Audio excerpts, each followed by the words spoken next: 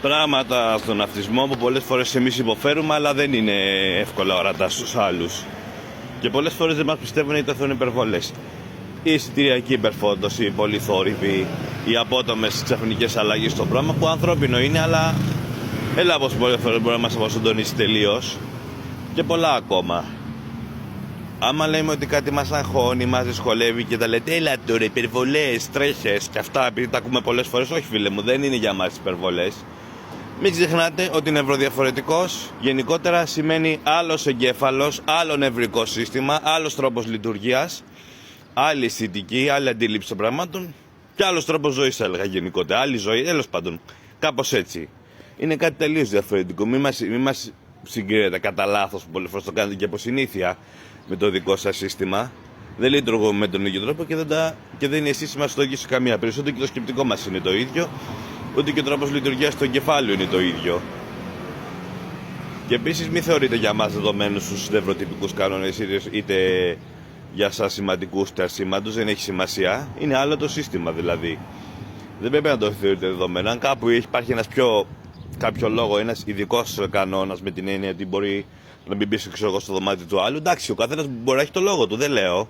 Άμα πάμε να μπούμε, καλό θα είναι λίγο, άμα αυτό, να μας το πείτε, ξέρω εγώ, με τρόπο χωρίς επίθεση. Δεν πρέπει να, επειδή ισχύουν κάποιοι νευροτυπικοί κανόνες για εσάς, δεν σημαίνει ότι πρέπει να το θεωρείτε δεδομένο και για μας, ότι πρέπει να ισχύει οπωσδήποτε και για μας, και ούτε να στραβώνετε επειδή βλέπετε ότι δεν ισχύει. Και δεν σημαίνει ότι είμαστε εκτός τόπου και χρόνου, πόσο μάλλον να σας έχουμε πει. Τι θέλω δηλαδή να πω? Δεν είμαστε και σου λέει όχι. Έχουμε ακούσει πολλές φορές. Ναι, άλλος μπορεί να σου πει ευγένεια και να ταλαιπωρεί. Φίλε μου, εντάξει.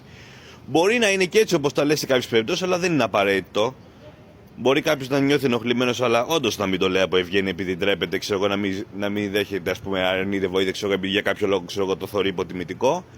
Αλλά μπορεί και να μην ισχύει, μπορεί να μην θέλει. Αλλά μπορεί και αυτό πάλι να τον βολεύει καλύτερα έτσι με τον δικό του τρόπο. Μπορεί και ναι. Και να ισχύει δηλαδή από ευγένεια επειδή ντρέπεται, αυτό είναι δικό του πρόβλημα. Δεν μπορούμε να το προβλέψουμε εμείς αυτό, ούτε και εσείς φυσικά.